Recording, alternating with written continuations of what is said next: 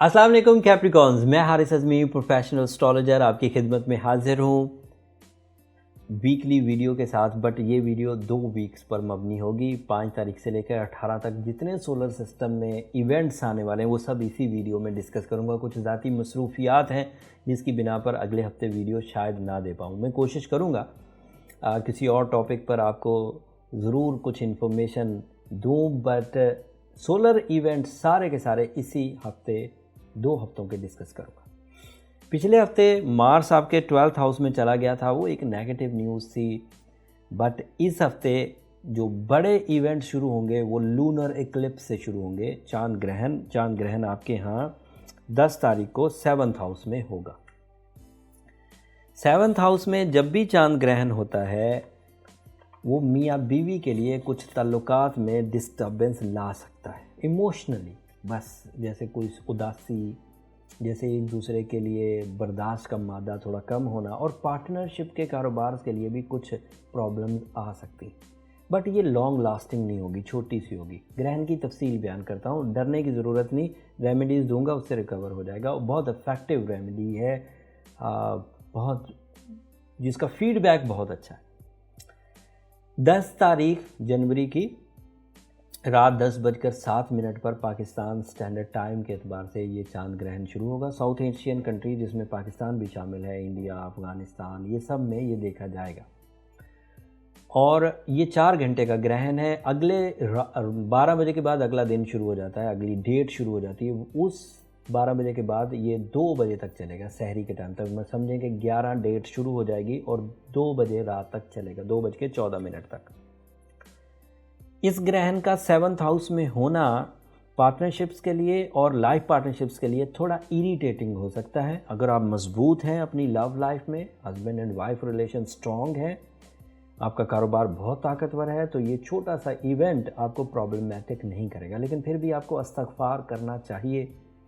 नमाज 2 नफल, जो नमाज कसूफ़ व खसूफ़ ग्रहणों के दरमियान पढ़ने की है, वो ज़रूर पढ़िए, लंबी पढ़िए। और सदका भी 10 तारीख को सुबह के वक़्त कर दीजिए, तो ग्रहण के असरात से बचे रहेंगे। अदरवाइज़ अब जो मेरे पास खबरें हैं वो बड़ी हैं। ये 10 तारीख और 10 और 11 की दरमियानी रात को ये ग्रहण वाला इम्पैक्ट होकर हट जाएगा। अगर आपने इसे संभाल लिया तो समझें कि ये आपके लिए एक ब्लेसिंग बनेगा। बट अगर आपने इसे ना संभाला तो फिर तंग करेगा, और करेगा सिर्फ 7th हाउस में, और किसी पार्ट ऑफ लाइफ का हिस्सा नहीं बनेगा, किसी सेक्टर ऑफ लाइफ का ये हिस्सा नहीं बनेगा। जो भी खराबी आएगी 7th हाउस से रिलेटेड आएगी। दूसरी खबर आपको जो मिलेगी वो मिलेगी 12 जनवरी को। 12 जनवरी को यूरेनस 5वें घर में डायरेक्ट हो जाएगा। 5th हाउस में यूरेनस का डायरेक्ट होना बहुत मुफीद बट समझकर चलने वाला होगा। यूरेनस अप्रैल 2019 को आपके 5th हाउस में दाखिल हुआ था। अब ये 7 साल इधर ही रहेगा। स्लो प्लैनेट है और दूर बहुत है, स्लो अपनी रोटेशन करता है। 7 साल में ये 5वें घर का सफ़र तय करके अगले घर में जाएगा। 5वें घर में दोबारा कभी आपको नहीं मिलेगा। अगर आपकी उम्र 80 साल और रही फिर ये मिलेगा, क्योंकि ये 84 ईयर्स के बाद दोबारा 5वें घर में आएगा। तो अभी जो 7 साल मिले हैं 5th हाउस में, ये बहुत उम्दा है। It is a opportunities fuel. Uranus is a fuel toward your relations. Choices of relations. आपके पास एक से ज़्यादा प्रपोजल्स एक्सपेक्टेड हैं कैप्रिकॉन्स, एक से ज़्यादा डील्स एक्सपेक्टेड हैं। एंड औलाद का कसीरुल औलादी की वजह भी यूरेनस बनता है। बे औलाद जोड़ों के लिए भी ये अच्छा है। एंड जो लोग मोहब्बत में नाकाम हो गए थे, उनके लव वंस का वापस आपकी तरफ माइल होना, वो भी इस यूरेनस के डायरेक्ट होने से पॉसिबल है। एंड यूरेनस की वजह से ही रिलेशनशिप सेक्टर में इस्तेहकाम भी पैदा होगा, एक दूसरे के दरमियान अदावत का ख़ात्मा होगा। तो दिस इज़ अ पॉसिबिलिटी, और ये अब डायरेक्ट ही रहेगा पूरा साल, उम्मीद है। तीसरी खबर जो आपको मिलेगी वो मिलेगी 14 जनवरी को, 14 जनवरी को, जब वीनस आपके यहाँ 2nd हाउस से निकल जाएगा। 2nd हाउस में ये अच्छा था आपके लिए, सोर्स ऑफ इनकम और उस तरह की प्लेजर्स की वजह बन रहा था।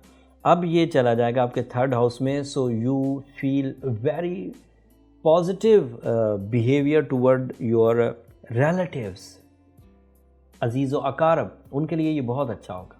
और इसके अच्छे होने से नाराज़गियों का ख़ात्मा होगा, मौसम अच्छे लगेंगे, खाना पीना अच्छा लगेगा, रिश्तेदारी अच्छी लगेगी, और ये आपके लिए काफ़ी मुस्तहकम सिचुएशन अजीज़ व अकारब के लिए पैदा करेगा। और आखिरी खबर 16 जनवरी को आएगी। मरकरी आपके यहाँ फर्स्ट हाउस से निकलकर सेकंड हाउस में दाखिल हो जाएगा। This is the right time Capricorns, जब आपकी दिमागी सलाहियतों की सही कीमत, सही इज्जत और सही रवैया लोगों का आपकी तरफ होगा। आपकी कम्युनिकेशन में मैजिकल इम्पैक्ट आएगा। आपकी जहानत के इवज़ कारोबारी इस्तेहकाम मिलेगा, डील्स बनेंगी, जॉब का हसूल आसान हो सकेगा, और जिस जगह काम करते हैं वहाँ आपकी अक्ली सलाहियतों की वजह से, ज़हनी काबिलियत की वजह से लोग आपको अप्रिशिएट करेंगे। तो ये वजह सिर्फ मटीरियल नहीं होगी कि रुपया आएगा या कारोबार में इंक्रीमेंट आएगा, प्रमोशंस होंगी, बल्कि इससे इज़्ज़त अफजाई भी होगी। एंड एज अ कैप्रिकॉनियन ये नेचर आपको आप डिज़र्व भी करते हैं। कैप्रिकॉनियन मैच्योर होते हैं, कैप्रिकॉन टारगेटफुल होते हैं, और उधर से मरकरी सेकंड हाउस में बेहतरीन फ्यूलिंग के लिए आ गया। स्टूडेंट्स कैप्रिकॉन छाए रहेंगे। कैप्रिकॉन जॉब पेशा लोग अपनी सलाहियतों के इवज़ दूसरों के लिए भी मुफीद होंगे, ख़ुद के लिए भी मुफीद होंगे। फिर क़ुव्वत हाफ़ज़ा स्ट्रॉन्ग होगी, एंग्जाइटी ख़त्म होगी, और उसके अलावा जो PR है, जो पब्लिक इमेज है, जो लोगों का आपके बारे में राय कायम करना है, वो बड़ा मुस्बत होता जाएगा। तो this is a positive most sector जिसके थ्रू आप अपनी ज़िंदगी में कुछ बड़ी अचीवमेंट्स कर सकते हैं। ये आखिरी इवेंट था। उम्मीद करता हूँ कि ये सारी इन्फॉर्मेशन आप समझे होंगे, और इससे आप अपने अगले 14 दिन के फ़ैसले और अपने 14 दिन की जो बिहेवियर है स्टार्स का, वो समझ चुके होंगे। उसकी जो ग्रैंड की रेमेडी थी वो नमाज कसूफ थी, सदका था, इस्तग़फ़ार था, और जो अदरवाइज़ आपकी प्लानेटरी पोजीशन है उसको मज़ीद कैश करने के लिए स्टोन ज़रूर यूज़ करिए। स्टोन्स 3 तरह से हम लोग 3 वजूहात की बिना पर हम प्रिस्क्राइब करते हैं। जो कमज़ोर चीज़ें हैं सोलर सिस्टम में, उनको आर्टिफिशियली फ्यूल करके थोड़ा स्टैब्लिश किया जा सके। दूसरी वजह स्टोन यूज़ करने की, जो अच्छी चीज़ें हैं उन्हें बूस्ट करके मैक्सिमम रिवॉर्ड्स लिए जाए। एंड तीसरी वजह स्टोन यूज़ करने की, कि जो चीज़ें हमारे पास मुयस्सर हैं उन्हें प्रोटेक्ट किया जाए। आपकी ज़ाती नौयत की कमज़ोरियाँ आपके मामलात और प्रॉफिट्स में कमी ना आने दें।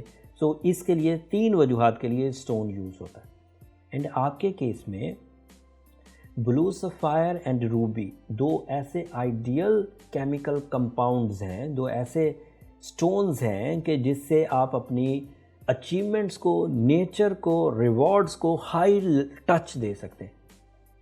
अगर 25 साल से 40 साल तक की एज है तो 8 कैरेट का रूबी या 8 कैरेट का नीलम, दोनों में से कोई एक पहनिए। बट जब भी स्टोन पहने फ़ाइन क्वालिटी का पहने। जो लोअर क्वालिटी हैं वो बज़ाहिर सस्ती देखकर आपको लगता है कि नीलम ही पहनना है तो चलो लो क्वालिटी पहन लेते हैं, बट होता क्या है कि उसमें इम्प्योरिटी लेवल्स बहुत हाई होते हैं। When you buy 8 carat of blue sapphire, उसमें से 50% इम्प्योरिटीज़ होती हैं, ashes and otherwise stone mixing by nature होती हैं, बंदे तो नहीं करते। बट जो प्योर स्टोन्स होते हैं वो उसमें जो जैसे ब्लू सफ़ायर है तो वो ज़्यादा ब्लू सफ़ायर ही होगा, उसमें कम इम्प्योरिटीज़ होंगी, तो वो आपके लिए ज़्यादा इफेक्टिव होगा। ये ओवरऑल रेमेडीज़ थी कैप्रिकॉर्न। उम्मीद है कि इन रेमेडीज़ से आप अपनी ज़िंदगी में कुछ सुख और सुकून ले रहे होंगे। बट अगर ये सब परफॉर्म करने के बाद भी मजहबी रेमेडी सूरह शम्स है या सूरह यासीन की सेकंड लास्ट आयत है 13 दफ़ा, वो भी आप साथ कंसीडर करिए। And scientific remedy blue sapphire है या रूबी है, दोनों में से कोई एक पहन सकते हैं।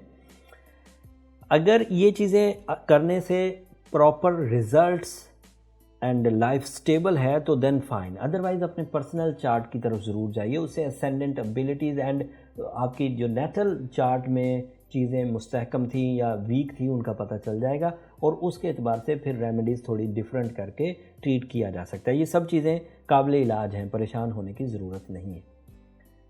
वैसे भी ये बात मैं हमेशा से बोलता आया हूँ कैप्रिकॉर्न कि तकलीफ़ सह कर ज़िंदगी गुजारने का कोई मज़ा नहीं है और कोई बहादुरी भी नहीं है।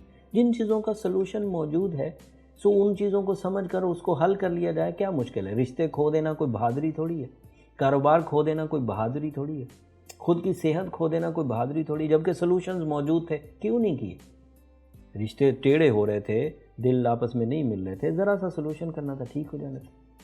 तो पेनल्टीज़, लॉसेस ऑफ रिलेशन क्यों बर्दाश्त करें या लॉसेस ऑफ हेल्थ क्यों बर्दाश्त करें जबकि सलूशन मौजूद है। तो किसी भी प्रोफेशनल से रब्ता करके अपनी बेसिक डायग्नोसिस जब आप कराएंगे तो ये चीज़ें ठीक हो जाएंगी। उम्मीद करता हूँ ये वाली रिसर्चेज़ आपके काम आई होंगी और मेरी दरख्वास्त हमेशा की तरह कैप्रिकॉन्स रहेगी कि अगर ये रिसर्चेज़, अगर मेरे टीम के ये एफर्ट जो इस सारे इन्वायरमेंट को क्रिएट करते हैं और आप तक ये इन्फॉर्मेशन पहुँचाते हैं, अगर आपको पसंद आई हो, आपकी ज़िंदगी में कोई छोटी सी कामयाबी की वजह बनी हो या किसी परेशानी से बचाने की वजह बनी हो तो हमें दुआओं में ज़रूर याद रखिएगा। आपकी दुआएं मैं हर वीडियो में बरमला एडमिट करता हूँ कि ना सिर्फ इस दुनिया के लिए हमारे लिए बहुत मुफीद हैं बल्कि आखिरत का भी सबसे कीमती सरमाया है। और आपकी सब्सक्रिप्शन, आपके लाइक्स, आपके कमेंट्स, ये हमारी करेज है और आपकी ये मोहब्बत जब तक बाकी रहेगी ये वीडियोस आप तक पहुंचती रहेंगी। तो चैनल को ज़रूर सब्सक्राइब करते रहिएगा। जो लोग नए हैं उनको सिर्फ एक जुमला बोल के कि ये प्रोफेशनल एस्ट्रोलॉजी फोरम है पाकिस्तान का सबसे बड़ा, इस पर अगर आप जुड़े रहेंगे तो आपको astrology aspects and astrology knowledge भरपूर अंदाज से मिलती रहेगी। अगले हफ्ते सूरज अपना घर बदलेगा। सूरज के घर बदलने से एक मेजर एंड रीडेबल चेंजेस आती और वो आपकी ज़ात, आपकी सेहत, आपके रिलेशंस, आपके कैरियर, वो किस साइड पर आपके इम्पैक्ट डालेगा अगले हफ्ते तफसील से बयान करूँगा। तब तक के लिए इजाज़त दीजिए। अल्लाह ने के बाद।